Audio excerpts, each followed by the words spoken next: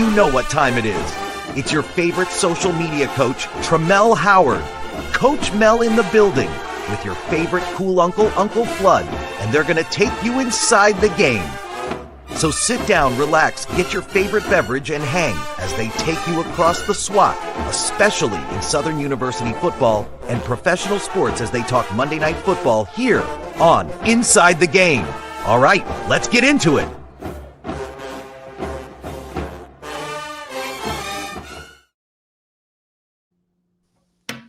Welcome to Narnia. Welcome to Narnia. We are back. I hope y'all missed it. I missed y'all. We are back for another edition, almost the end of the season, for Inside the Game Season 2 episode. What are you gonna do, Southern? But just really happy to be back. Happy Monday, everyone. Shout out to all of our viewers. Unc, yes. How you doing? How's it going? Man, I am wonderful. I'm in good spirits. I have spent the weekend traveling and doing football on the television and all of that good stuff, man. I am in good spirits, and so it is, of course, for me. I had conceded the season weeks ago, so I don't get frustrated about everything that's going on. So, yes, I'm good. How are you doing, nephew? I am great. It's hard for me to have conceded the season, but I too have just been going for the vibes and support, showing my loyalty. I have my moments during the game where I'm like, oh, it could just be better. But, I'm good. I think that, I'm on the basketball and baseball, thinking about what's next for our athletic department as a whole, and what it really means, just for us to get through this. I think it's hard for people to go through this, but every single school in our conference has had this moment, and we've been spoiled for a very long time to not be at this low of the low. Yes, so, it's well. I just know that the next chapter of Jaguar football will be great, and I'm looking forward to the other side. Yes, I am looking forward to the other side. Before people even just ask, the coaching search is on. Only thing I know about the coaching search is they are down to 10 people that they are going through, that they're going to vet. They're between 8 and 10 people. All of them are names that are familiar that people would like to see. Yes. So when they get down to the final 3 or 5 or 3, I think they're going to go down to 3. I think there'll be more public information. And that's what I told people, because people have been like, well, what do you know? I was like, y'all, to be honest with you, first of all, like, there's still football being played, and names that are part of, the whatever numbers, some of them are still playing. Some of them are still in games. Some of them still have seasons to play. And so I think it's actually really good to hear that we're keeping something very, very in-house. And I think that, people, they hear, they see what people desire, what people want, the things that people are looking for. It's there. Listen, we're still in the middle of a season. So my point is to getting us through this season, getting through these next 2 games. I'm so glad that we only have 2 games left and thinking about the next chapter. But it's always exciting when you have a possibility of a new era coming. And I think that, to your point, from what I'm hearing and the names that I'm hearing, I think whichever way they go, they understand, A, that they have to get this right, and B, that there is people who I think could take us to a good next step. And I think, social media is such a blessing, but it's such a curse. Curse, yes. Because people feel like they can give you, and they do, they have the right to their opinion and a right to express. But you see so much craziness on social media. So many. This is the only thing I request. I request. You can voice your opinion about who you think should be coach and all of that. It is what it is. Would y'all please stop recommending high school coaches to be the head coach at Southern at a Division I football program? That's all I ask. Yeah, we had that. We had a very to be candid the debate. head coach. Come on, people. Come on. That's all I ask. We had a very candid debate about the ability for a high school coach to be successful at this level 2 episodes ago, and so that's a candid. I mean, I think that is the gift and the curse of social media. Like, people have the right to voice their opinions. People have the right to give their input. At the end of the day, like, I hope that we all have the same mission about what we want for our institution and our program. But some of the things I'd be looking like, do you really like Southern? Like, you might need to find you another team. That's what I think the same thing. Like, sometimes I really have to debate whether these people actually like Southern, or do they just like the idea of being a part of something, having being a part of a group, or do they actually care about the university and the well-being? Sometimes I do have to question that. I question people's well-being all the time. I mean, I even, and I have had side conversations with people who I do feel like care about the institution, but their delivery of how they voice their concerns or how they, speak out just really discredits your ability for someone to identify that you actually love the institution. And I think part of it is also about the larger brand of the institution. I think people don't realize that, like, when you do these things and you have a platform, be it small or big, like, it affects the larger brand of the institution. And there's a difference between accountability and just spewing out bullshit and false narratives. And so, like, we can hold people that we care about accountable while also showing the love and candor and care that we have for our institution. And so that's always my biggest issue, is like, people sometimes, if I have to question whether you love Southern, is like, it's really, whatever. And and you don't have to be a yes man to love a place. And so that's been the constant debate that we've gone through. Unc, you all right? You froze? Is Unc froze? I think Unc might have froze. He'll be joining us again shortly. I think he froze, and he's gonna blame us because he always talks about how his internet is acting crazy. But yeah, so we'll talk more about the coaching search as the day goes along. But the biggest news, and I want to see if we can get Unc back on here before we dive into the latest and greatest of what has been the HBCU headliners, if you would, of the last couple of days. And we all know what I'm talking about. And that's the fight between Bethune-Cookman and Grambling. So I'm going to give Unc a few fight night is crazy, Keedrick. I'm going to give Unc a few more minutes to see if we can get Unc back into the studio before we talk about the things that were fight nights, if you would. Control room, can you let me know if Unc is coming back, or is if he's having technical difficulties? Unc had technical difficulties, Melanie, so we're trying to get him back in studio right now. So just give us a hot second. Let me check in with him to make sure he's coming back. That was the brawl for it all. Y'all are funny with these names. But while we wait on Unc, I do have a question for the audience. If you believe the suspensions and the fines were justifiable, just put a hot yes in the chat. If you believe that they were not justifiable, put no. If you believe the suspensions were justifiable but the fines were not justifiable, let us know that too. We're waiting to get Unc back into the studio. So just give us one hot second.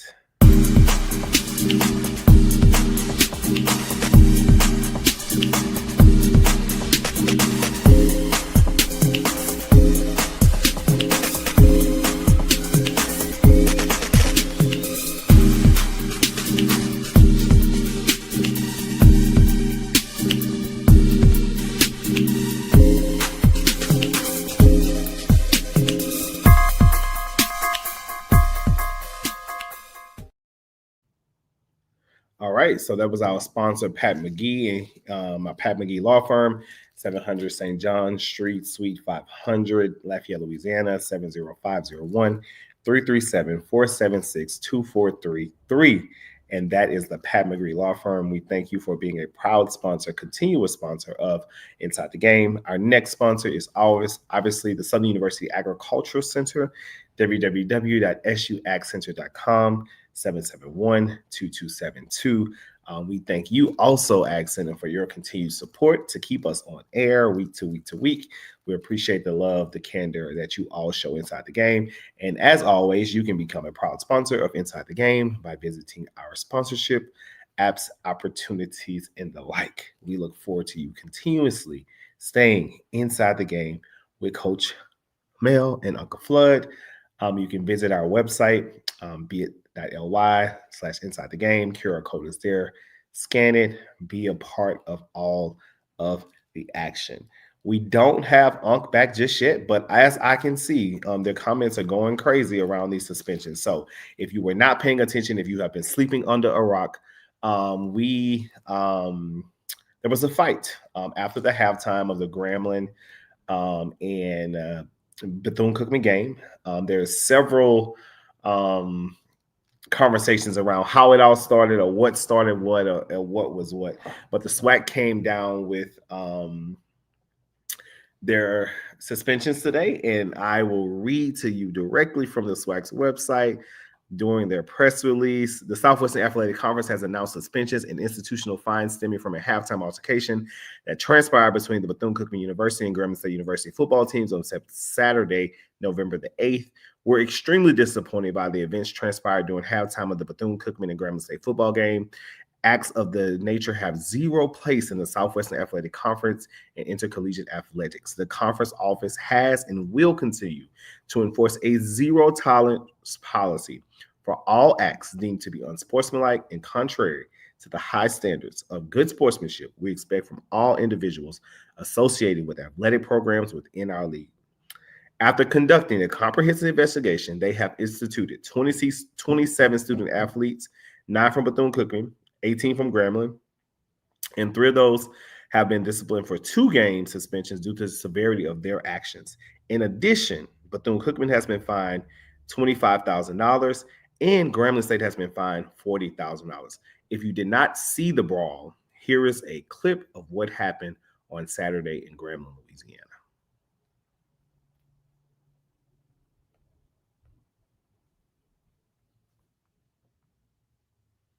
And I think it's coming in 5, 4, 3, 2, 1. Here we go. We can't hear it, but they're wrestling. Coach, they wrestling. He got that helmet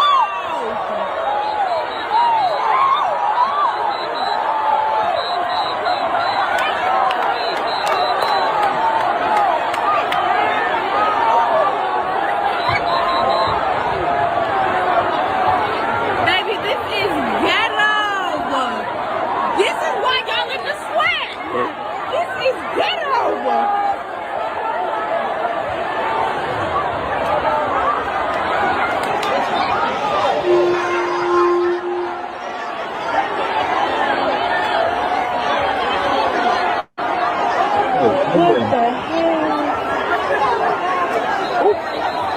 They go to rent a cop y'all.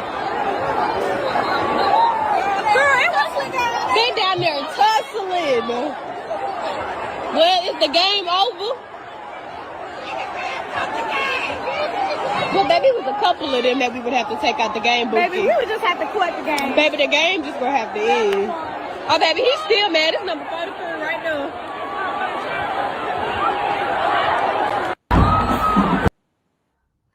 So that was the fight that happened between BCU and Bethune-Cookman. And there's so many different perspectives to think about when we think about like fighting in the middle of like games. So I tend to like try to take my personal feelings aside, because one of the messages that I received from that particular game was that people were disappointed in the actions. As a matter of fact, there was a Grambling fan who texted me and she was like, this is what's happening in real time. And I'm actually getting ready to leave the stadium because my heart breaks so much for how they're carrying on. And I think as a fan, like as much as I know emotions are high on the athletic field, I too get extremely disappointed when I see that our student athletes engage in that level of activity, because we already know the narratives that surround our institutions. We already know, what that means for like our institutions, and it just feels like it's just like a continuous slap in the face of the institution. Not to say that fighting is not, it happens. It won't be the first fight. It won't be the last fight. There was a fight with Texas State and UL. That kind of stuff happens. And then though, I think that there are some people who take offense, or not even offense, or have issues with the post-game conference, the post-press conference comments by Mickey Joseph, when he basically said that you're not coming in here and disrespecting us, and we will not tolerate the disrespect. I think that that's locker room banter, and I wish he would have just basically kept it, as locker room banter, like, gave the politically correct answer that he ended up giving today, the prepared statement that clearly he didn't write, that he read word for word. But I don't know. Like, while you were gone, we talked about show clippings of the fights, talked about Mickey Joseph's commentary post-fight. What are your thoughts around like disrespect will not be tolerated? Point blank. Period. Disrespect. Stand on it. Disrespect will not be tolerated. And I mean, I get it, but this is what I would. I don't give a damn about the fight. Like, things happen. Mm-hmm. What I wish is that we wouldn't perpetuate it. Like, when something happens at a PWI, you see the fight one time and the media lets it go. When something happens at a HBCU game day, everybody else jumps on it and they show it 70,000 times for views. I don't give a damn. It was a football fight. Nobody injured because they all got on damn football pads. And what happens is the fight gets shown so much that it puts the commissioner and the SWAC in a position where they have to take dramatic action over something stupid as a football fight. Like, social media, a curse, a gift, and a curse. And we perpetuate our negativity more than anybody else. And then we have these long discussions. It was a football fight. Football players fight. So what? Let it go. They suspend the people, do whatever. Give them give them a fine like they gave them, but suspended 27 players on one side, 18 players, that's useless. It's a football fight. Nobody was seriously injured. Nobody was injured, period, from the reports. So damn what? Get over it. Damn, people. Y'all tune in to fights every day on TikTok and watch them for enjoyment. Y'all tune in every freaking day, but then you outraged because some college guys got in a fight at a football game with a bunch of football pads on. Man, I'm over it, bro. I am over it. I used to get upset about that kind of stuff. I don't care anymore. So damn what? They got in a fight. Get over it. Let's move on to the next week. Yeah, some of them got into a fight. Others of them were the victims. Were victims of And I to your point, like I get all of this, the spectrums of what it is, the fights, the how it looks, how it sounds, et cetera, et cetera. Then the coach comes in the press conference, and I think that really like added the fuel to whatever fire the SWAC was going to do. But that leads me to a question. There is a lot of conversation in addition to the fight, and people asking Dr. McCullough, how he's going to respond to it. So, which we now see the 27 suspensions, 40,000 in fines. What would you grade his overall? Just his as a commissioner, how do you think he's doing? And the fight just always adds to like people talking about his job. So I'm just wondering from your perspective. I think he's doing an excellent job as a commissioner. And I think the only people who have issue with how he does it's three groups of people. The two teams who just joined the SWAC, who they cry about everything, and we all know who the third one is. I won't even call his name, but I don't take him seriously. But I think the commissioner is doing an excellent job. I think that he has some missteps maybe, but that's a part of it. That's literally a part of the job. He's literally creating something new. And anybody who can look at from the time Charles McClellan took over as the commissioner of the SWAC to now and look at where the SWAC is, we are in spaces that the SWAC should not even be mentioned in. Absolutely.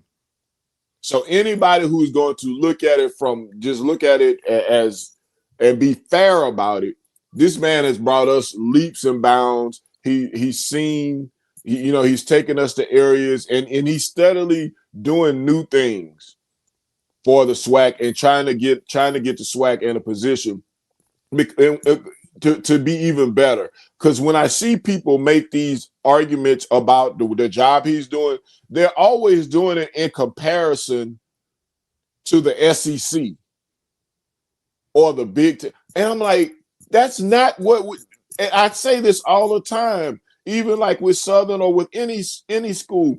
Compare us to our peer schools. Compare us to our peer conferences. The Southland would love to be where the SWAC is. Hell, the what you call them? It's complete. I'm drawing complete, but the conference with South Dakota and North Dakota and that conference would love to be, because outside of those two teams, North Dakota State and South Dakota State, you really don't know anything about that conference, and it's mostly a basketball conference. Yeah. They would love to be in the position that the SWAC is in terms of the name recognition and things like that. Now, to be able to give out what was reported last year, close to $10 million in revenue sharing for the SWAC, that's unheard of in a conference the size of the SWAC. Yeah, I think that's my biggest takeaway from it. I mean, people it's easy to criticize a person in leadership who has to make decisions when you can do it from the comforts of your house, when you can do it from the comforts of your couch and your Facebook posts. But when you're in these positions, I believe in giving grace. I think I learned we were at a retreat for work one day, and they gave us these cards of all of the decisions that our leader had to make, and then you had to be the one put in the position. Yeah, to take Missouri Valley, yes, to make those decisions. And I mean, Dr. McCullough has, and he's also been able to elevate our brand and name by the spaces that he's entered, as on the committees of the playoffs and the Final Four and all these it is insane the work that he's been able to do in the conference of ours. And so I think he's doing a great job. I don't believe the fines seem to be extra. Well, it was two things. It happened at halftime. Mm-hmm. Security was laxed, and the way Grambling got on the internet and seemed to promote the fight. Mm-hmm. They were promoting that crap like it was they were Floyd Mayweather Jr. I mean, for real, they really were promoted. I mean, they asked for that fine. I mean, from Coach Joseph making the statement that no disrespect will be tolerated, to Travian Scott, Dr. Travian Scott posting all the things that he was posting. They really facilitated them getting a heavier fine, and they were the home team. The home team is always going to get a heavier fine because things like security and taking preventative measures to even have the teams be in that proximity to be able to have that fight. That's why they got the heavy fine. Yeah. No, I think the comments were I was saying that earlier when you got cut off. I think the comments were the icing on the cake from Coach Mickey Joseph specifically. Yes. Because I mean, like I said, I think that's locker room answer. You can talk to your players about it. You can tell them about it. You can get up in there and play NBA young boy and answer it out. But when you come out publicly, you have to be in a different position. And I'm gonna tell you what hurt too. The fact that while the fight was going on, there's literally video of Mickey Joseph standing up against the wall watching the fight. I don't know if has anybody, a lot of people seen that video? I see. That's the thing. There's been so many angles because the one that we just showed today, with different commentary. I have not seen the one with the very first angle that I saw. The fight was going on, and Coach Joseph was standing up against the wall, against the stands, watching the fight go on. And I'm sure that's probably the first one the commissioner saw. So he had to put the hammer down on him fine wise. Yeah, no, I think I mean, it is what it is. I mean, and the suspensions are part of the the nature. But I think it's really interesting though, depending on what schools are involved, the commentary that happens after a fight. Because I can remember just last year when we had our squabble. Was that last year or year before last? When we had our squabble with Jackson State, when they tried to plant the flag into Mumford, and it was, again, tussle. It wasn't no fight. It was just like a lot of tussling. There was a lot of different commentary coming from people who are now asking for grace and asking for the commission to get soft and all of those things. So it's always interesting. Well, and the thing about that, and the difference is, one thing, there's a few differences, but one of the major was that was a post-game fight, which means there wasn't a lot of real video of it. And on top of that, it was provoked by the opposing team's actions, which some people say this was provoked, but it was post-game. And it was. I think that's also a couple of things that could have. I mean, I think also for student athletes, even though fights happen and that's a part of the nature of the game, you also have to think about though the consequences for your actions, because some things to me just don't warrant just taking it to that level. And as an athlete, you have to have a life after football, and you don't want this to be your continuous pain point. And so two players walking out, mouthing off, walking down the hole, out of the locker room. Could that have been avoided? I think it was an avoidable situation. Y'all didn't have to tear it down to the capacity that y'all. Well, I think it escalated because I think there are some angles that we aren't seeing. And from what I've been told from neutral parties, is some angles that we don't see where it was Grambling coming out, Bethune-Cookman blocking the walkway, which is a security issue. That should have been handled by security. That's another reason why Grambling gets fined. And then you have the Grambling waits, and then that's where the disrespect statement comes in. Bethune-Cookman won't move. Grambling starts coming down the ramp because both teams could. If you've never been to Grambling, which a lot of Southern people have never been there before a game, at Grambling, your locker rooms are up at the top. It's up the hill. So you have to leave from the field and go up a hill to the locker room. So when you're coming down, both teams come down through the same ramps. What did somebody say? That was my next comment, Kedrick, that actually Bethune really, really started this. And we want to talk about who started when they started talking about any hole, whatever hole. I think that was and that added the fire to it. That started it right there. So and so from what I understand, talking to people who were neutral parties, Bethune kind of helped facilitate the physical altercation too. And it just escalated. And when you're dealing with young people and the fraternal, not fraternity, but fraternal order of football, and team wise, and the tribalness of football and team is eventually that talk is going to turn into action.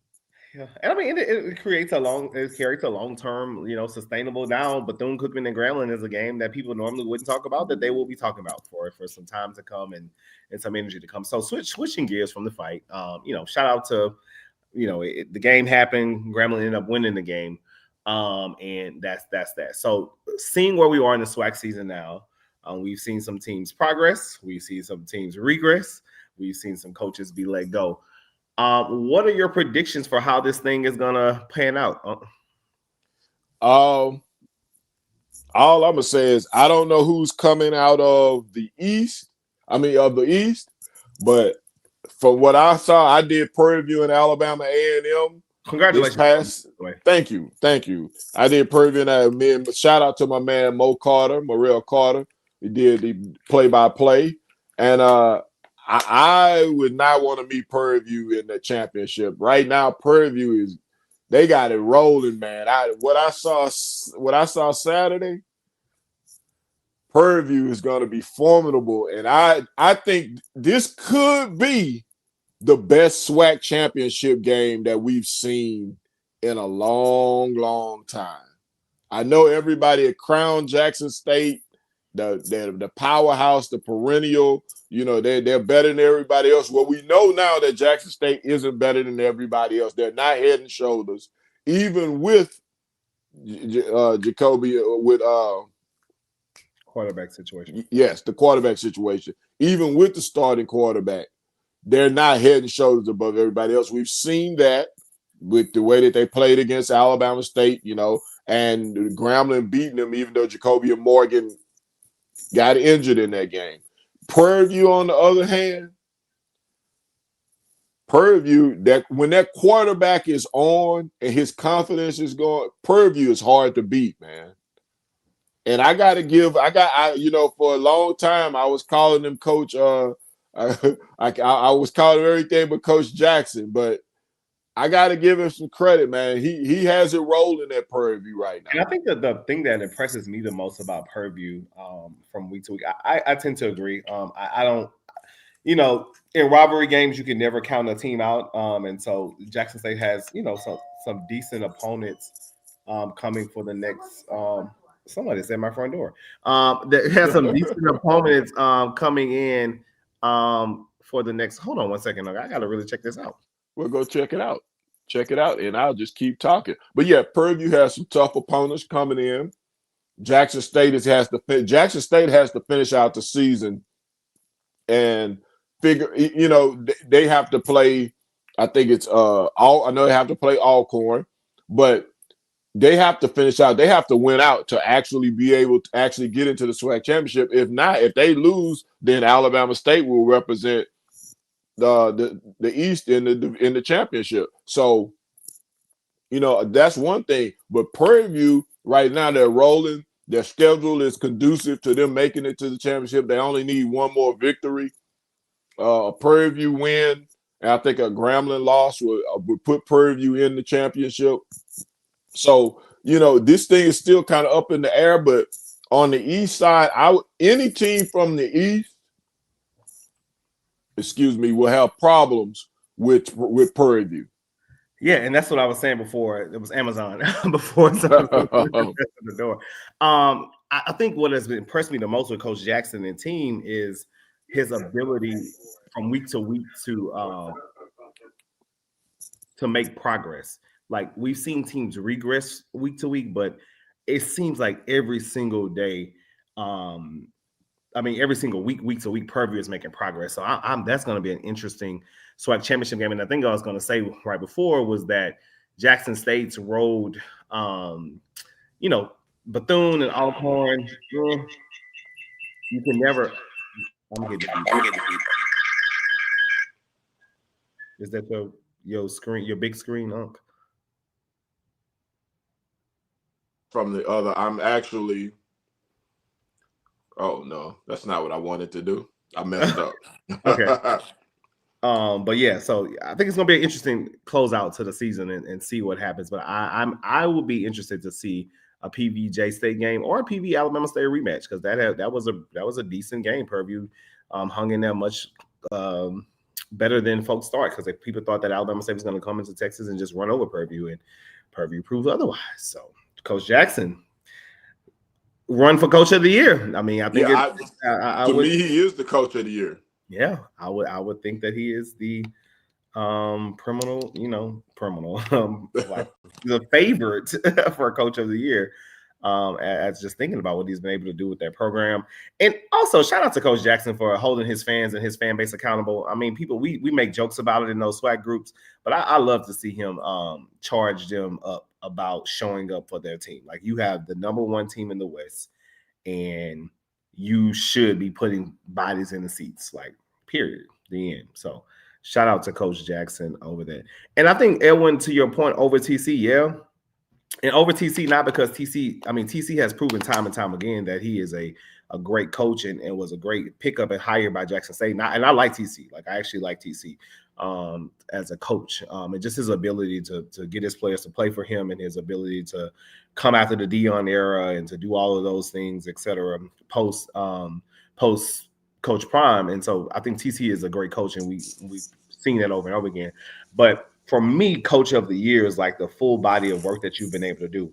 And as a first-year SWAC coach, what he's been able to do at Prairie View from where they were, to me, is there's no question about it. Yeah, that's not even a question whether he's the Coach of the Year to me. And I hate the fact that the SWAC has decided to I hope this changes, that they've decided to just take the easy way out and give it to the coach that wins the championship, because that's not necessarily the coach that's been done the best job. And right now, there is no argument you can make that Coach Tremaine Jackson is not the coach of the year in the SWAC. There's no argument that you can make that he's not the coach of the year. Whether they win the championship or not, he's still the coach of the year in the SWAC. I think that if we have to think about close toss-ups or second place, it would be your boy over at Alabama State, Eddie Robinson Jr. Yes, who has done also a phenomenal job with the program that has supposed to have been where they are year to year and just had some series of unfortunate events, and they finally put it all together. But I think that Coach Jackson is definitely the SWAC Coach of the Year. And it'll be interesting to see how the rest of the season plays out. When you think about Celebration Bowl and the future of Celebration Bowl, because this is at the time of the year that we start thinking or talking about Celebration Bowl, you've had an opportunity to be on SWAC TV, and you know the importance of the game that we've made it. What would you like to see for Celebration Bowl's future with the conference? Man, look, Carter Unbothered, I know you thanked us for that, but you might be a little bit upset about what I'm about to say. I'm going to give you worst case scenario. I'm going to give you second worst case scenario. From everything that we have seen, there are some people in the SWAC and the MEAC right now that have their fingers crossed that South Carolina can beat Delaware State and North Carolina can beat South Carolina State, and that somebody can beat Prairie View before the Celebration Bowl. Because the second worst case scenario for the Celebration Bowl is that Delaware State plays Prairie View in Atlanta on that weekend. Yeah. In front of all 5,126 people in the stadium. Yeah, and I think that's so unfortunate, though. It's so unfortunate. It really is unfortunate because I have thoroughly enjoyed watching Delaware State play, and they have really put on some great talent. And I do believe that we've seen the struggle that we've had with Prairie View and their fan base as it relates to getting folks in the seats. And I don't know the issue today. They have great facilities, quality football team, quality coach. It's a great time going to PV. I mean, but you have to, and I explained this to somebody, and I'm sure the Prairie View people might disagree with me, but I think that Prairie View has had a carryover effect when they had Blackshear Stadium, which was the little smaller stadium. Mm-hmm. Fans, I know this was a discussion around homecoming. It was nowhere to put fans in who wanted to go see Prairie View football at that time anyway. All right, for the most part. They build a new facility, but during the time that they're transitioning, they're playing at Waller at the county stadium. Well, the county stadium doesn't allow tailgating or anything else. So they're tailgating on the campus. The game is going on at Waller Stadium. Mm-hmm. So people aren't leaving the tailgate. So they're playing their home games in front of no people. So people have been groomed at Prairie View to not attend the actual games. Yeah. They weren't attending in droves anyway because of what it was beforehand. So now they have been groomed over a period of time that we have these big tailgate parties, but we don't actually go in the game. So there has to be a change in the mindset in particular about Prairie View fans about leaving their tailgate party and going in the stadium and actually rooting their team on. Yeah. Now getting them to go on the road. I mean, because the last time they played in the SWAC championship, they had a decent showing in Jackson. They had a decent, for Prairie View, I think that was a decent showing. Part of me though also feels like, as the community, collective community, like this game is literally ours. And so, if you are able to, if it turns out to be, because I think the son Jackson will garner a few fans that wouldn't typically go to a Celebration Bowl just because he's the son Jackson. But it's our game, and so if it's Prairie View and Delaware State, we know that attendance is going to be off. Like if you can make it, if you have the resources, and it's a crazy world, crazy economy, and all the things right now. But if you can make it, I think that we should go because I do believe that'll be a quality football game. And are you gonna be on the broadcast? What for? Called you yet for Celebration Bowl? No, they have not called me, but when they do, I will be there with bells ringing. I'm waiting for NBC to call me for the Bayou Classic. I'm thinking, hell, they ought to put me and Mo on the call for the Bayou Classic. They already have. Like, I don't understand this. We do the Bayou Classic every year. Why don't we get to pick some people, a broadcast team, or people who actually know something about HBCU football? I'll be a sideline reporter. I'll be a sideline reporter. Yeah, I mean, and like they pick two people who are relatively unknown people to do the game anyway. No, so why not put somebody in there who actually knows something about it? They can't say we aren't experienced broadcasters. We are. So why not put somebody in there who actually cares about the two schools, who actually knows something about HBCU football, and make it would be a lot more interesting. I'm just starting my campaign now. It doesn't necessarily have to be me. I would like it to be me, but it doesn't have to be me. I would like it to be, but just two people who actually know HBCU football, who actually care about and can talk about something other than Eddie Robinson. I love Coach Rob, but Coach Rob has passed away 20 years ago. Can we please talk about something at the Bayou Classic other than Coach Rob? I've campaigned long enough that I got rid of the damn Zydeco music. I helped that. I'm going to take credit. Like Zydeco music. You were the one who did that. I hated that. I hated that. And it wasn't even real Zydeco music. If it had been some real Zydeco music, maybe I would have enjoyed it. But it was swamp pop. Well, NBC, if you're listening, don't hold that against me because I actually enjoyed the. That's because you're not watching it on TV. Well, no, because my family you don't know me as well as you think you do, huh? Because my family tradition is every year it was our family reunion, and what we would do, we would go to the Bayou Classic, and we would go home and watch it on TV. 100 times to see all the things that we missed in the stadium. And all the years that I was doing it as a child, Southern had never lost. So it was beautiful to see. But we would go watch coaches' reactions when Bruce Eugene cried, when Doug Williams was throwing his headset. It was beautiful. So I did like the music. But speaking of Bayou Classic, I mean, I think that it's important for us to just continue. It's great. Our team's not doing well, but Jaguar Nation, my call to you, as we always do, is continue to show up to Bayou Classic. I mean, it is what it is. Like the records are the records, but the family, the fun, the Hyatts will never ever lose. I gotta ask the Jaguar Nation, look into my eyes. Look at your uncle when I'm talking to you. This is your time, Jaguar Nation.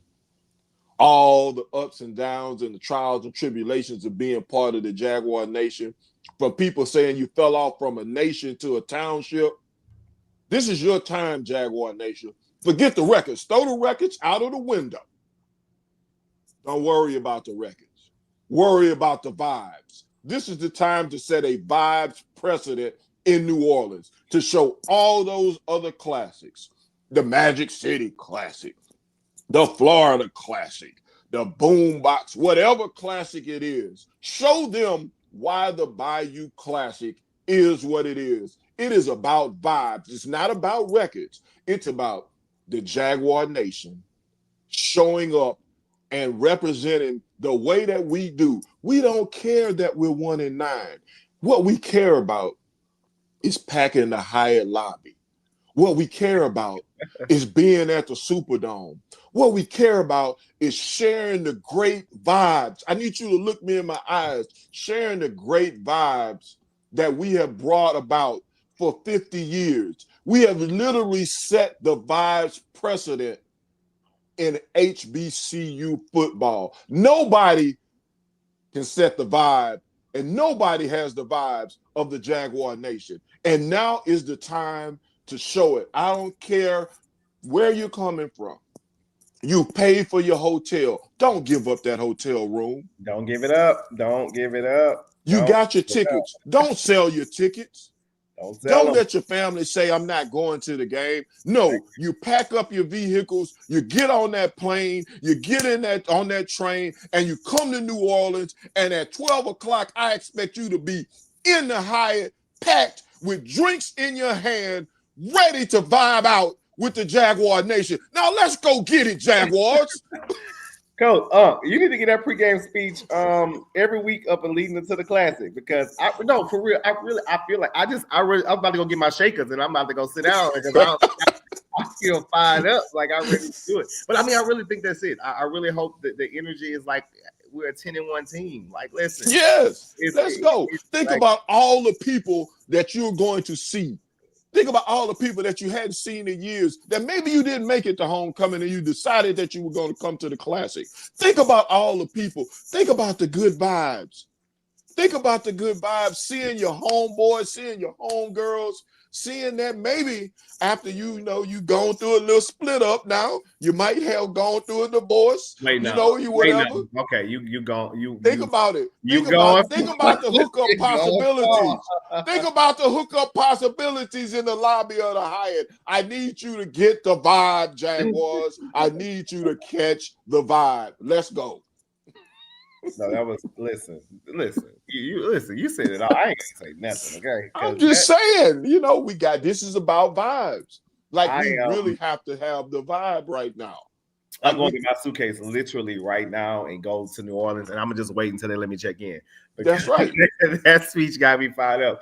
No, I mean that's really it. I mean, I think that's the same to be said about the last home game. Like, even though our record and our games have been terrible, like my foot has been fun. Like I always have fun. Like people say, you always have fun. No, my foot has just really just been fun because the people who are there want to be there, and no matter what's going on in the team, we are coaching and cheering like we undefeated, and so I love it. I'm gonna miss it. I look forward to the next era.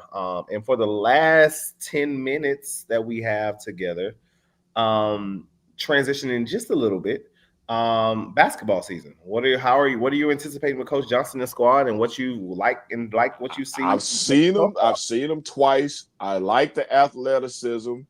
I like what I see so far. I just want to see the team. Like, I'm not worried about now. I think they're going to be a competitive team. I think they'll play well in the SWAC.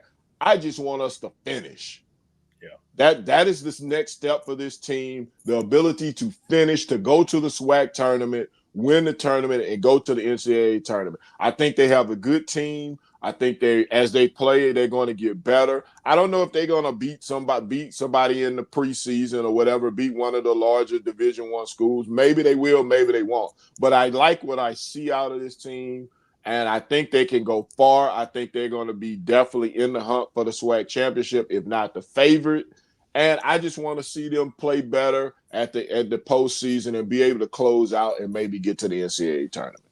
Yep, same anticipations here. I am just I'm catching up on the comments, and I am screaming all over again because Uncle went off with a preaching. Then he went to Shala. He just went all over the universe. I need them to feel. I need y'all to feel me. If you can't say amen, I need you to say ouch. I need y'all to feel me on this vibe check. That's all I'm saying. I need them because this is about vibes, like real vibes. You understand? See, I don't have to preach to you. You the choir. But I'm talking about to those people in Houston and Atlanta and Los Angeles and places like that who are saying, oh, I can't believe the team is 1-9. I don't want to go because we're not going to win the game. First of all, that's not a guarantee because it's the Bayou Classic. Bayou Classic, absolutely. It's the Bayou Classic, and a whole different team may show up. You never know. But second, it's about the vibes, baby.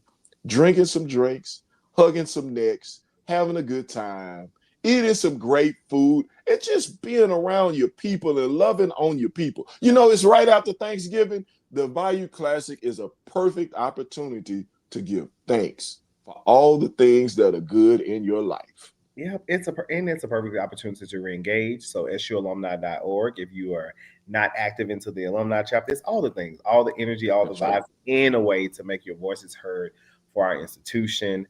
Listen, we're going to be at the Classic, okay? Unc and I are going to be at the Classic, and we're going to have ourselves a time, and the Hyatt is going to hang to see us. Boy, I got me a fly-ass new suit. Oh boy, I'm telling you. It better be good, because I'm telling you, mine already been pressed in the cleaners in the clear bag. So you better make sure when I walk by, they say, "Oh, that's a handsome man right there." It better be Chris. I'm telling you, because I got something coming out for the classic. But see, we're in different lanes. See, I can't see you a fashionista. I'm class, I'm more of the classic. It's just I got to be more tailored and classic. So you the fashionista. I can't hang. I got to stay in my lane. I'm just saying that if they over 40 and Unc walk through the lobby, they taking a second look. They gonna see. they taking a second look.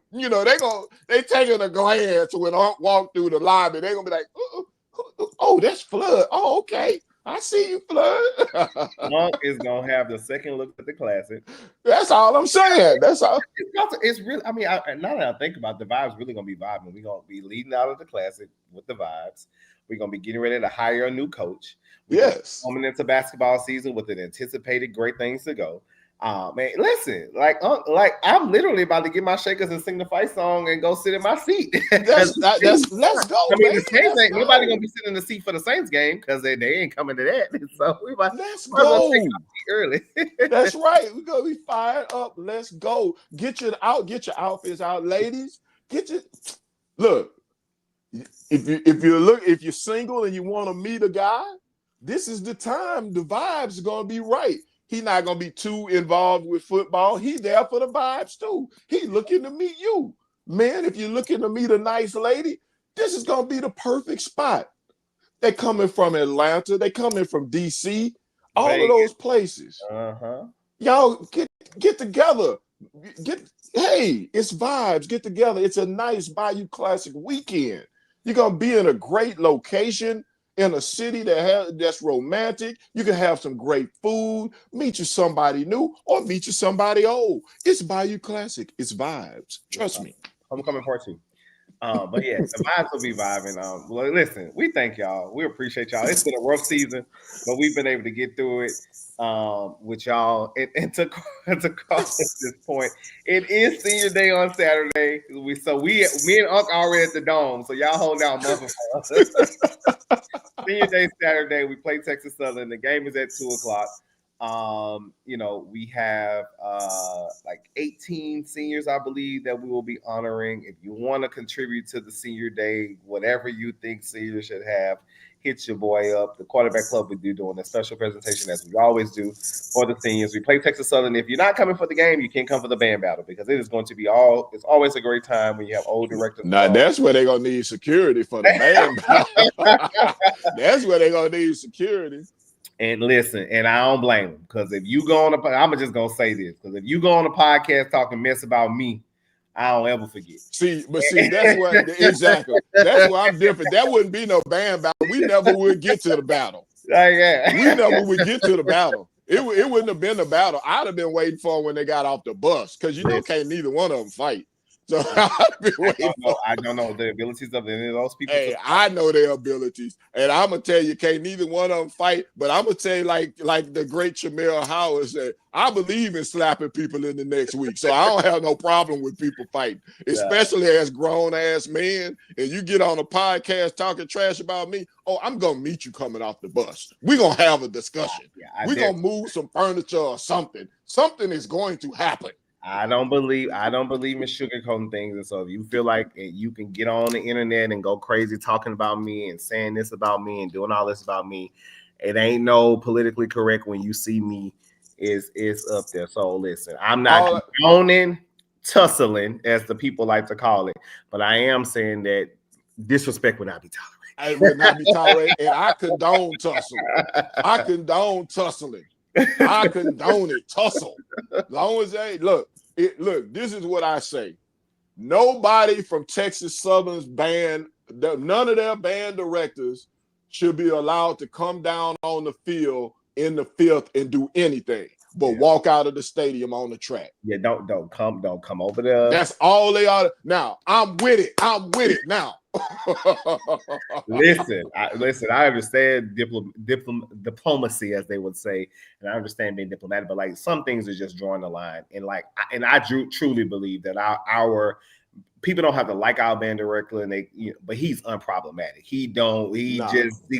Kid, not that dude. I might. He just does his job. He's not a problem. So for people to like poke and stuff like that and had the abilities to be around, like that's like me and Unc being on this show every day, and then after this show ends, he goes on to another show talking about he can't stand me, bro. You was here with me every single day, exactly. A word. That's but they know that Kid is not that guy. That Kid is not that guy. He's not gonna do that. He's not gonna get on the talk shows and talk about him. He's not even a confrontational guy, and they know that. Yeah. That's why I really think it's some punk-ish.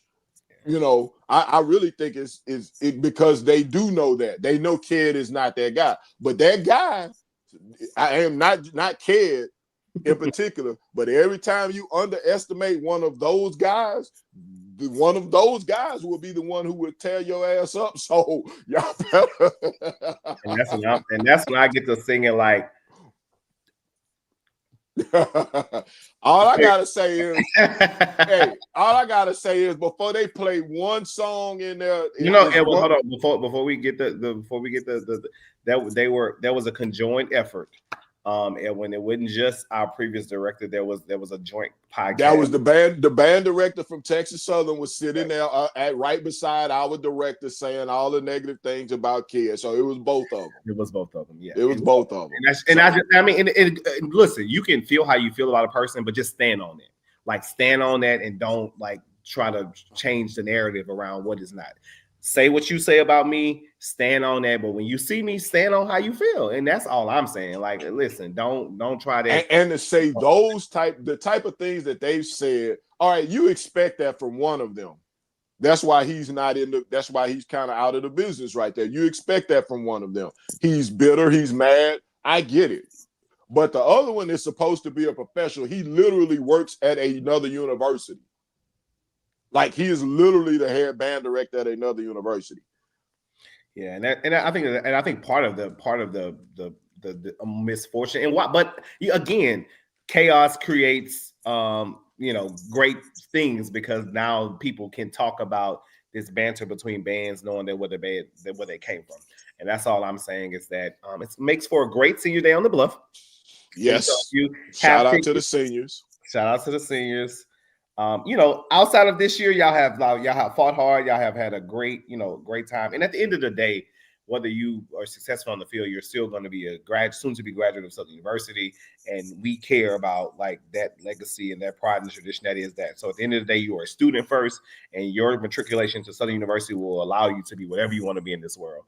And so I know we joke and we play about a lot of things on this show, but at the end of the day, like these are student athletes who will carry on the legacy of what it means to be a graduate of Southern University, and I will forever support them. So before we get out, I just want to say this. I see people make comments all the time about players and student athletes on social media. I see that from alums, and they do it at every school, but I'm concerned. My concern is Southern. Just remember when you're making those comments and when you're being critical of those student athletes, remember that those are also people who are going to be future alumnus of Southern University. Mm-hmm. Those are going to be the people who continue the legacy of Southern University. So don't let the football or the sports get in your way or cloud your judgment when you're talking about these young people as student athletes and what their performance on the field. Remember that they are there as students and as they are future alums in the future of Southern University. So keep that into account, you old MFers, when y'all on there talking noise. I call them kids. They are literally the sustainability of what our schools. And we will talk before we end this season. We will talk about the future of Jaguar Nation, the future of Jaguar Township, as Unc likes to call it, and just the future of like what I believe to be a branding situation that we collectively as supporters of the institution have to contribute to in order to deliver on the long-term promises and success of Southern University. But with that being said, as you always do, take us out of here without 30 seconds remaining. The man upstairs says the same. We'll be back at the same time in the same place because as always, we'll take you inside the game. Go Jags. Go Jags.